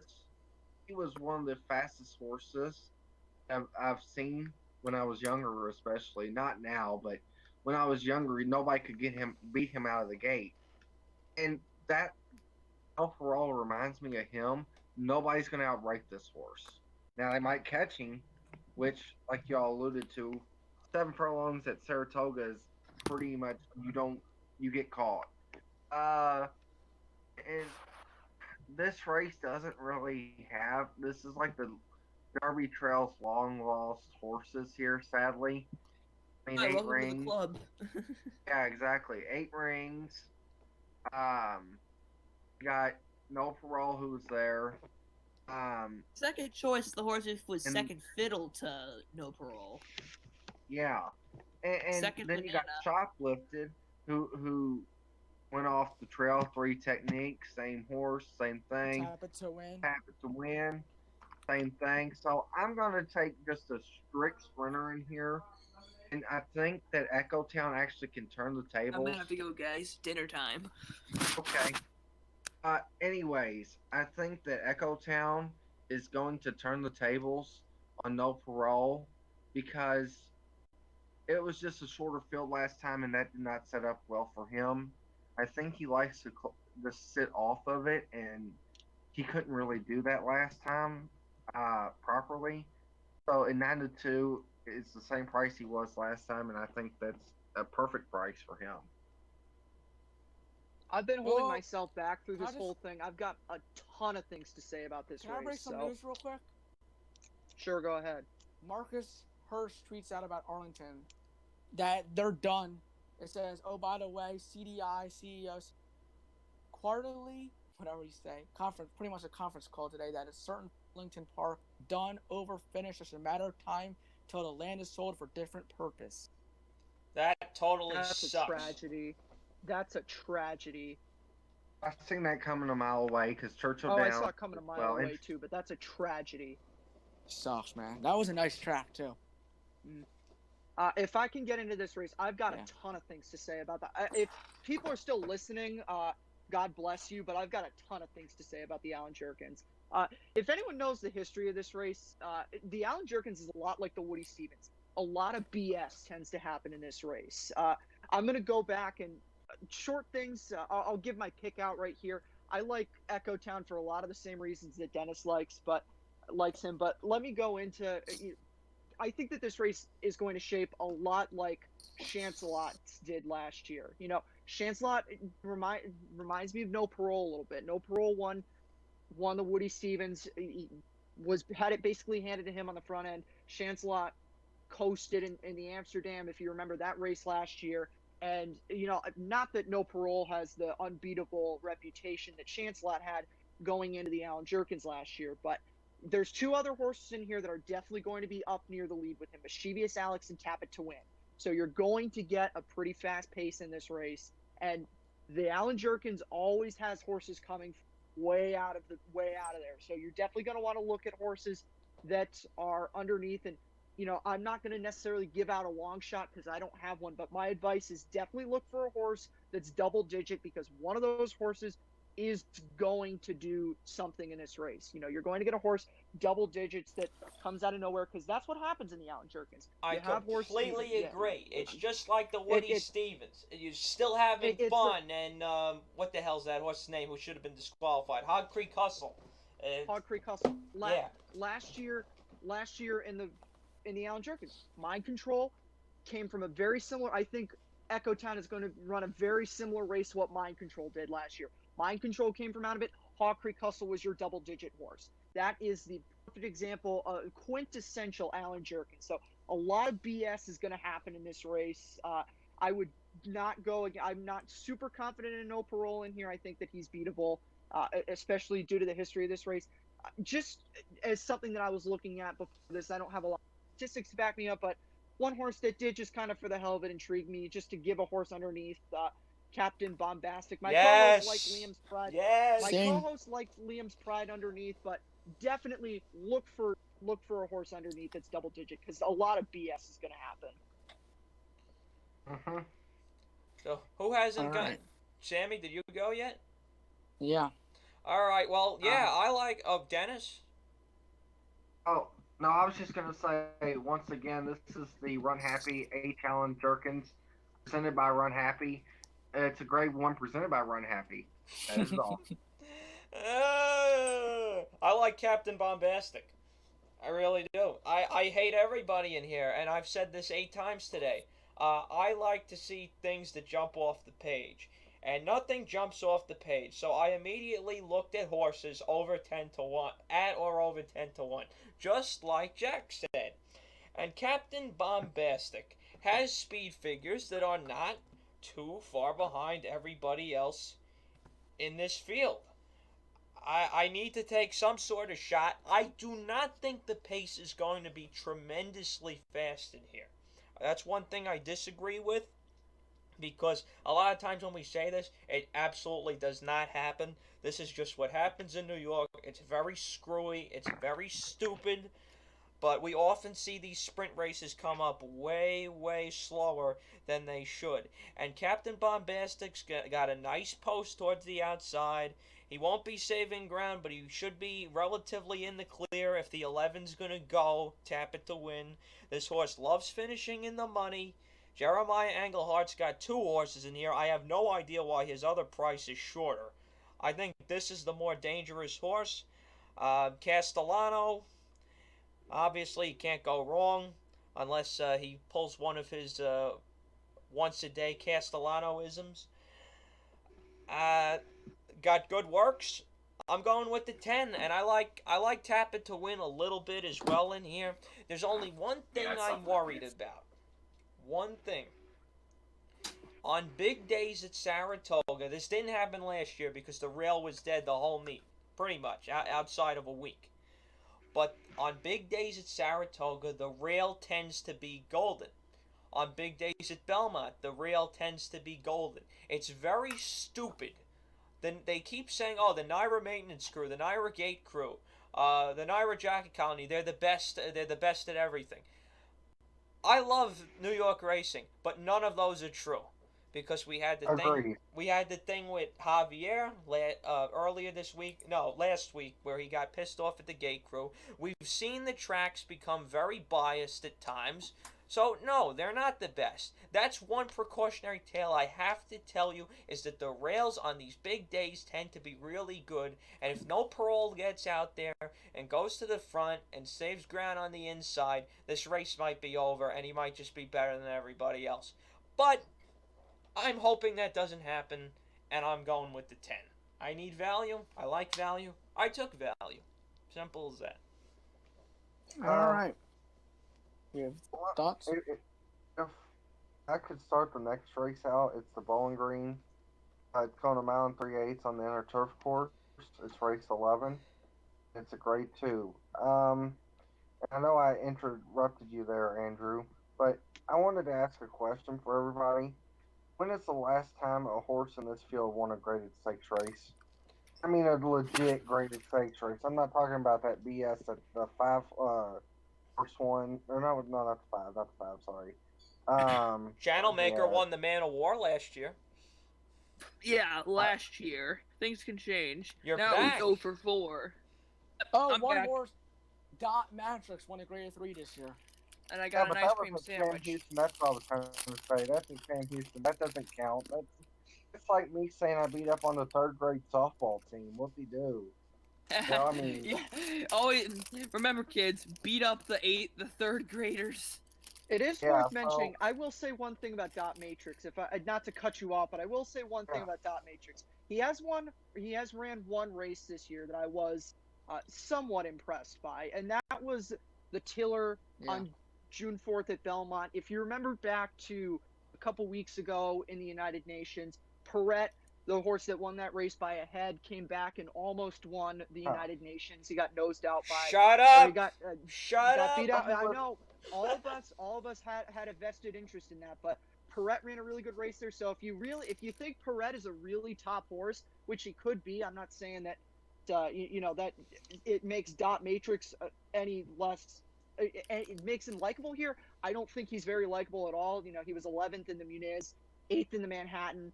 A lot of unlikable things, but if you really like Dot Matrix and you really like Perret, cross out those, and you can find a way to cross out the other 2 races and just look at the Tiller, then there you go. But aside from that, I just wanted to make that one point. I'm trying to look up something real quick. But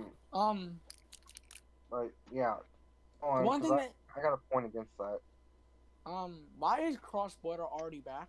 He's if you ran a couple weeks ago, I'm picking him, but because Dave putting his Portnoy undefeated because line. Dave Portnoy has an interest in him. I don't know. I just took a guess. Yeah, I know he does. But the horse is 4 for 4. I just don't like that he ran legit 9 days ago. He loves Saratoga, this horse. He absolutely loves this place. And if he gets the right pace scenario, which always happens on these 3-turn inner turf races, he can absolutely win. Yeah. It is also worth mentioning that, there's a couple of grizzled veterans in this race, Sadler's Joy and Channelmaker. Again, using that Tiller, a lot of horses ran really good races in that Tiller that hadn't run well in a while. Sadler's Joy has run, back to that Tiller, and then most recently in the Manhattan, he ran a really good third behind 2 horses behind Instilled Regard, who is a Grade 1 winner on the turf and could be the potential top older male turf. I know you could have a good debate between him and Zulu Alpha, but Instilled Regard, Zulu Rock Alpha Emperor, better, but that's just me. Instilled Regard and Rock Emperor are 2 really solid horses, and it looked like for a majority of that stretch that Sadler's Joy and Channelmaker were going to be the 1-2 in that race. So that's why I went with Sadler's Joy here. He has a history of running well at Saratoga. He was 2nd in the Sword Dancer last year, going 1.5 miles. I know this is 1 mile and 3/8. It's a furlong shorter, but he's been somewhat. He's been somewhat consistent over his career. I think that he can run better than he did in the Bowling Green last year, and I'm encouraged by his last 2 races. So that's why I went with Sadler's Joy. I don't love any horse in here, but I will say I do like Sadler's Joy a little bit. And here, I finally found out what I was going to say about Dot Matrix, and this is why I don't like him at all here. And okay, yeah, I got beat by Parrot like I call him Parrot. It's easier that way. That's one of my nicknames for him. But anyway, if you look back in the United Nations, which y'all said, we had Arklow, who was the favorite, who was coming in on a 1 week turnaround. I'll just say it like that. A 1 week turnaround. They went 48.9, which is 49, which was basically what they did last time.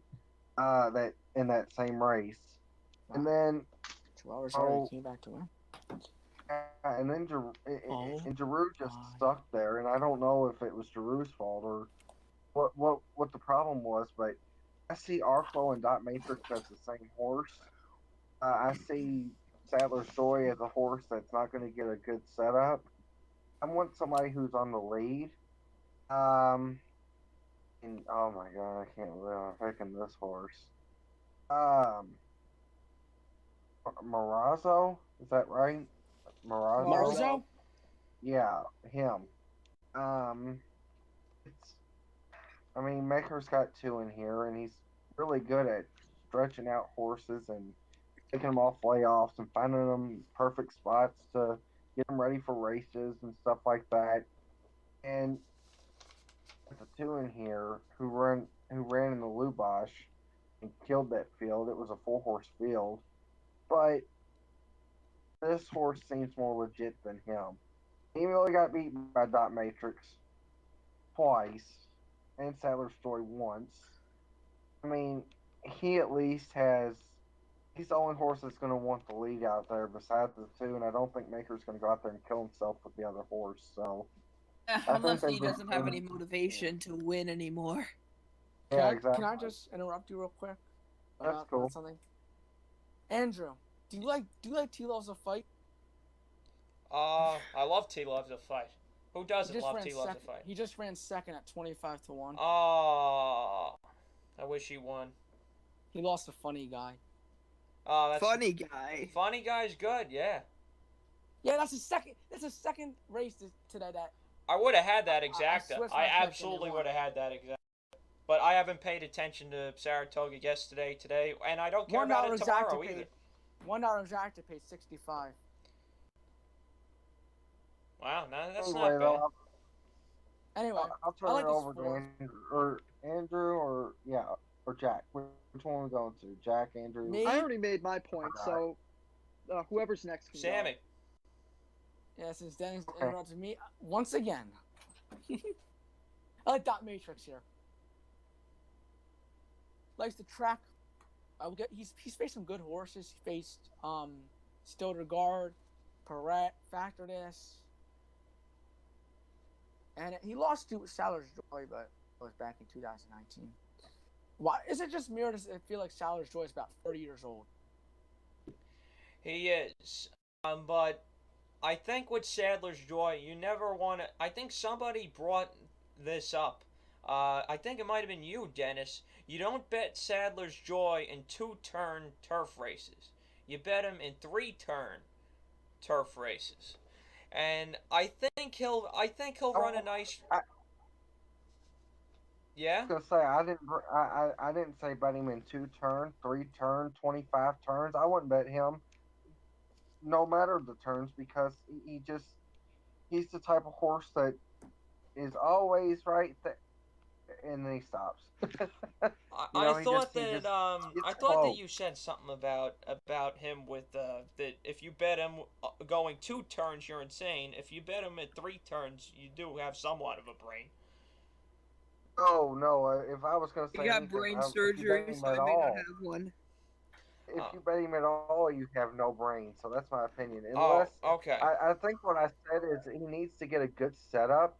And then I looked back and seen they went 46, and I know it was Zulu Alpha. but I know they went 46 and change, going a mile and 3/8 at Gulfstream. I know it's Gulfstream, but a mile and 3/8, 46, and he still got beat by 5. So there's nothing I see in him no more. He used to be a great horse. I mean, he's made $2 million. I mean, but he's got nothing to offer anymore. He's 7 years old. He's too old. All right, so let me tell you who I like in here, and you know who I like, all of you.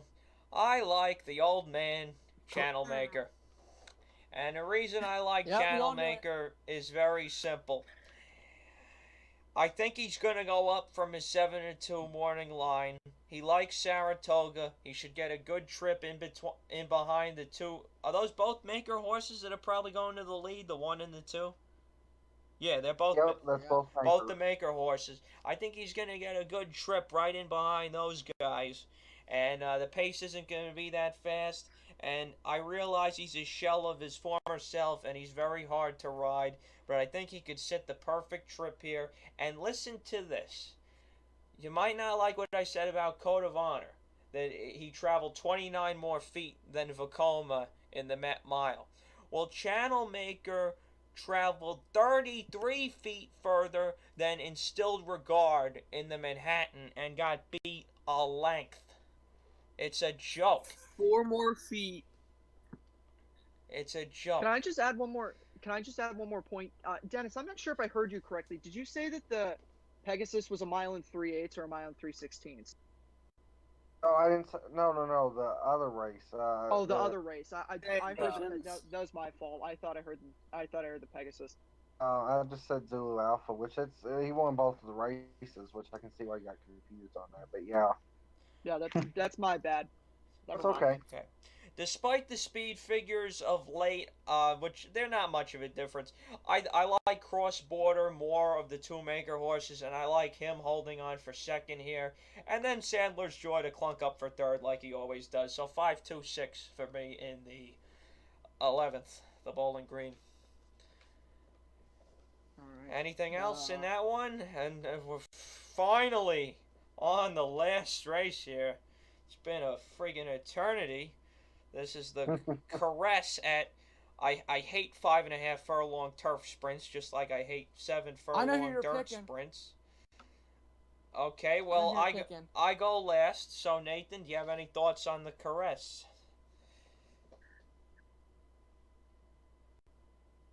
Hello. Hi. Anyway, anybody got thoughts? Yeah. Or we're all brain dead at this point. This race, I know Andrew's gonna pick the same horse most likely. I like this 5 for Maker. Going in the lead, I picked her against newspaper of record. I just think that 5.5 is like the perfect distance because she goes right to the lead and you have nothing else to hang on. And I just like her a lot in this race. Well, I think all of us like, or 3 of us like Jakarta in here because I like Jakarta. The thing that's worth noting about her is she's run 4 races this year, two races at 5.5 furlongs. She's won both of them. One of those races did come off the turf at Gulfstream. That was a mile. Excuse me, that was a mile. But at 5.5 furlongs on the turf at Gulfstream earlier this year, she won that race. Her most recent races, she's been going longer, especially in the Intercontinental. She went 7 furlongs there. She cuts back to 5.5 furlongs. I like her. If you can get 10-1 on her, I think that's really nice with Jakarta. That's what I think about her. Dennis, do you have anything? Yeah, I know I haven't said much about Clement's horses here. And this is the race I like Clement's horse. I am really torn between Dalka, I think that pronunciation is correct, and the Van horse. Dalika and Kariba. Here you go. And I know you could look at the 2 horse. I'll handle I'll handle all the cash or whatever the heck that horse's name is. It beat Dalka last time, and Dalka was coming to catch, and the rail is just dead. So, and that's my worry, man. Of the five, is because there's no speed on the inside of the five, like the five horse is. So if Sias just shoots her over to the rail, he might as well be breaking her from the one post. So, I mean, and that's why I had to go with the 9 horse here. The outside is on fire. The middle of the track is on fire. You do not want to be near the rail, and I think the 9's going to sit a good trip. If I ride Ortiz puts this horse anywhere close to the rail, who cares about coronavirus? I'll go up there and kill him myself. Oh, come on, you have so much to live for. All of the 7 furlong dirt races to look forward to. Oh, this is the last race, so we'll be after all that. I don't know, maybe I'll sponsor a 7 furlong rate. There's sim horse racing still. Presented by Run Happy, of course. Yeah, presented by Ron Happy. Actually, I mean, I wish, but unfortunately, the sponsored races in the sim are all sponsored by the guys, I guess, or not the guys, but like the players. So you'll get like Danny Doiby sponsored this race, or sponsored by Nene Hunter. Anyways, Anyway, Still The- epic. the 1 horse, you know Bob Baffer's giving up on this 6. He's tried everything with this horse, stretching the horse out, going from to the East Coast, now trying to turf. That horse This is horse tossed. hasn't done anything. Has he tried to give the horse crack like he did to Max? I think Max got rid of the crack, Huh? didn't he? You can never. Oh, no, so no, no, no, sure. no, no, no. Do not say that. If Maximum Security was juiced, he would not have run that race the way that he did. Absolutely. That is entirely incorrect to say. Maximum Security, if he had the juice in there, that he would not have run that poorly. Alright, yeah, that's fair. I guess Bob made an exception that one race. But he'll get him ready for the Pacific Classic. He'll juice him up good. He'll give him that V8 shit. We know he does something. I'll put it Yeah, that way. Bob does stuff. That sounds like a good name for a horse. Bob does stuff, yeah. I'll sign up And right it's now. gonna stretch, and it's gonna be Bob does stuff in front by a head. anyway, ahead. If Bob's doing stuff By and 20. Spafford trained, he'll be up by 20. What are you talking about? Oh boy. Anyways, continue. I'm just looking through here, and I noticed something real quick I would like to point out. The 4 horse introduced, by the way. I know the 5's probably going to come over and take him off of his feet. I love looking for horses that came in from Laurel or has ran at Laurel and won up to Saratoga. You will always find a price on those horses, and they are always good value. It's interesting. I never Hey, heard look, of if you- never heard of that angle before. I mean, if you look, he finished second at Saratoga, where he had to be a gajillion to 1. I'll try to go look that race up real quick. I got it right here. If I could find the Saratoga race. What are you talking about? I don't have anything from Saratoga on here. It was his first race out. It was his first race. It says Oh, it on it's the, not. It's Passenger too old. Panther. It's too old to be on the PPs. Yeah, so I'm looking it up on Equibank. And he ran second. He got an 85.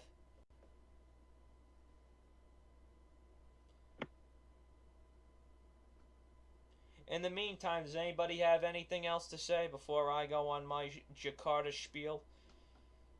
No. Go ahead, it's all yours.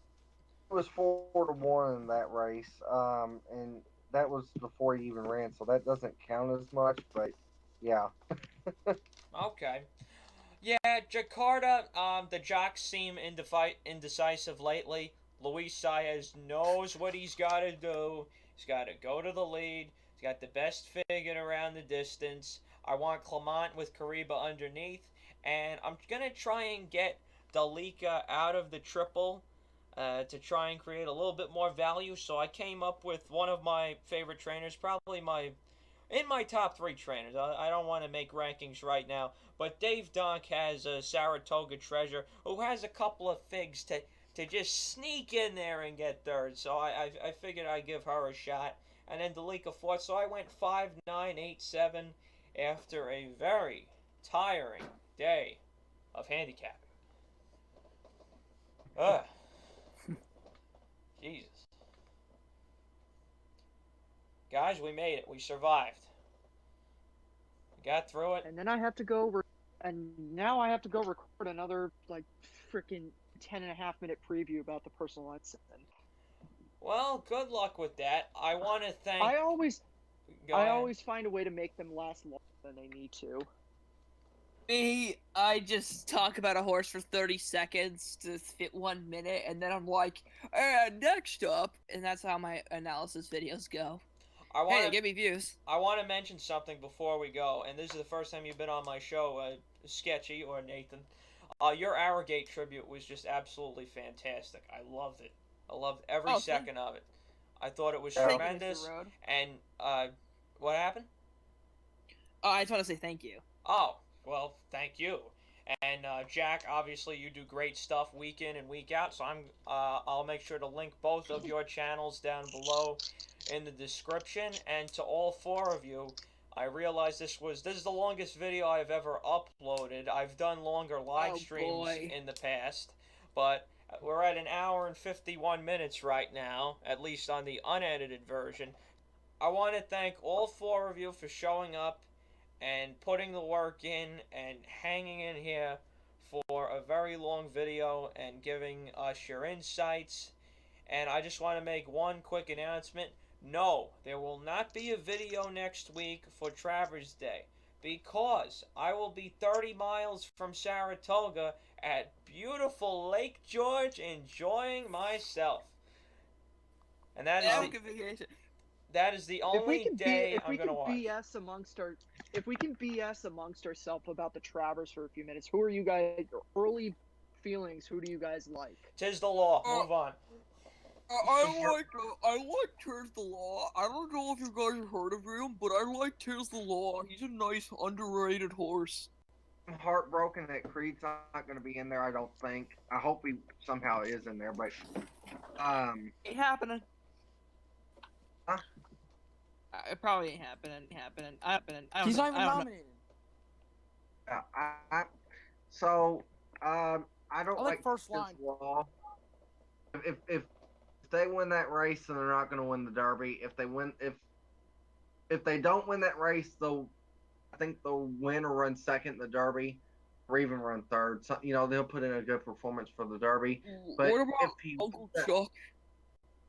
Uncle Chuck is actually a good racehorse. Don't discount Uncle Chuck. That's actually a good racehorse. He was supposed to have a different name that actually didn't suck. Why is his name so bad, Uncle Chuck? I'm completely blanking, but one of my friends told me that he was supposed to have a completely different name. The name Uncle Chuck just sounds bad. Uncle Charlie.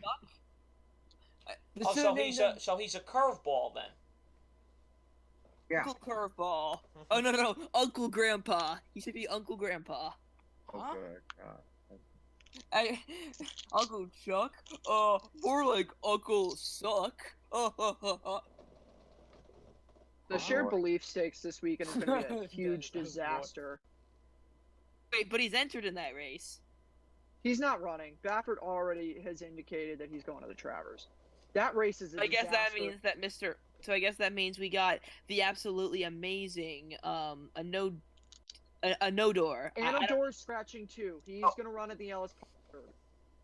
Okay, so in that case we got 1,000 mile. I know we have it honor AP, but I'm just being stupid. Honor AP's not that good. He's not. But he's gonna win this race. They defeated Authentic, and Authentic's also not that good, but okay. Authentic's a good horse at a mile. That Authentic could be a grade. I mean, he's a grade 1 winner already, but he's gonna win a grade 1 race at a mile.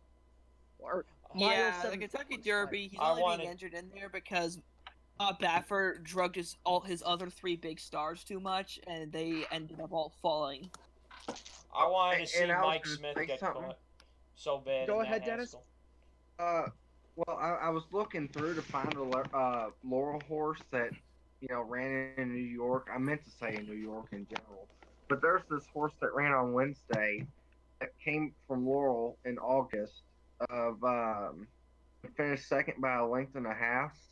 Came back to Belmont and ran second by a nose at 55-1. So Good pick I up just there. don't. I mean, there's Already the horses from. Oh, sorry, Dennis. I'm still looking through, trying to see if there's any more. I was just spitballing, right? I wonder if any of the horses from the Peter Pan are going to show up. Yeah, Country Grammar is. Okay, that would Casadero? actually be, I mean, not Casadero. that makes it. Caracaro or something? Caracaro. Give me a second. Give me a second. Oh, there was another horse too that hadn't been out since October from Laurel that ran Wednesday as well. It was ready for prime time for Linda Rice and Rod Ortiz, who won at Laurel. And I'm getting the race up now to see what his odds was on Wednesday, because I'm getting curious now how often that happens. Sorry.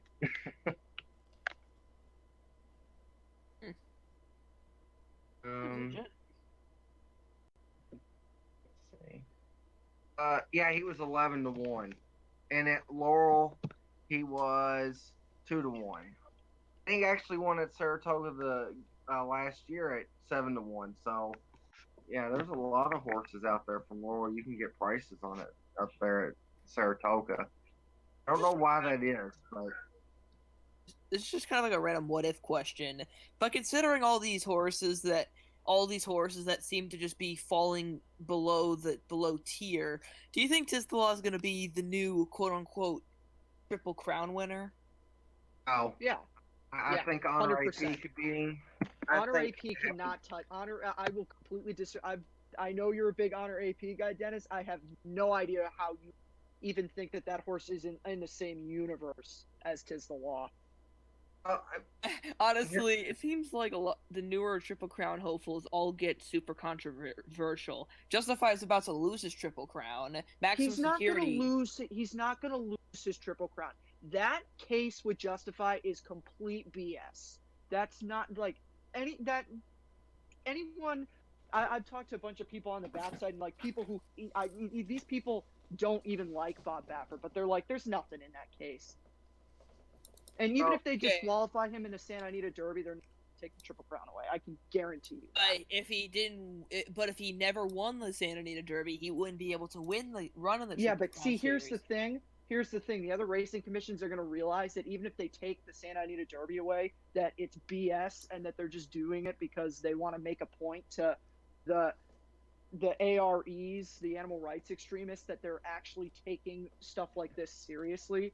So all the other racing jurisdictions are going to realize that this is just a sham, and they're not going to take a Derby away, they're not going to take a Preakness away, and they're not going to take a Belmont away. The thing with Justify is 100% overblown by the media. It was Joe Drape wanted to use that to make a point to people that change needs to be made, and unfortunately for him, he thought that he read too much into the situation, and the article that he wrote was extremely misleading. That scopolamine was the contamination story is 100% valid. That horse was not drugged. I was gonna say with Honor AP, my counter argument to that is I don't see Tisdalaw getting better, but I at least notice that Honor AP is, and like I said, I don't think he has to win the Share Belief, just like I don't think Tisdalaw has to win the Travers. They're going to be trying harder to win the Travers than they're going to be. You know what I'm saying? But I understand what you're saying. I understand what you're saying. I just don't think it's a. I get that you have the right to your opinion. Jack, I just American don't agree with Tattoos you. entered. In the Whitney? Nope, the Birdstone on Sunday. Oh, that was probably where they were going to go. Standard A- actu- deviations trying dirt. Here's the Actually, field. that's where we think that's where actually Eric and I thought he was going Do to you want run. me to tell you the field? All right, guys. Sure, go ahead, I why gotta not? cut us off now. Okay. Okay. All right. Oh, was we still recording? We're still recording, but we've gone on Oh, so long now that thought we was heading I this part actually- out or something. What? I actually have to leave now. That's fine. We Oof. can still talk here. That's what Finally. I thought we. My bad. I thought we wasn't even recording that part. No, I I wrote didn't that. do an outro. I didn't say the classic line yet. All right, everybody. Thank you so much for watching. Thanks to all our guests for coming on today. Hope you enjoy the races all week and especially on Saturday. But remember, pay your bills first, and I'll see you in 2 weeks for another video.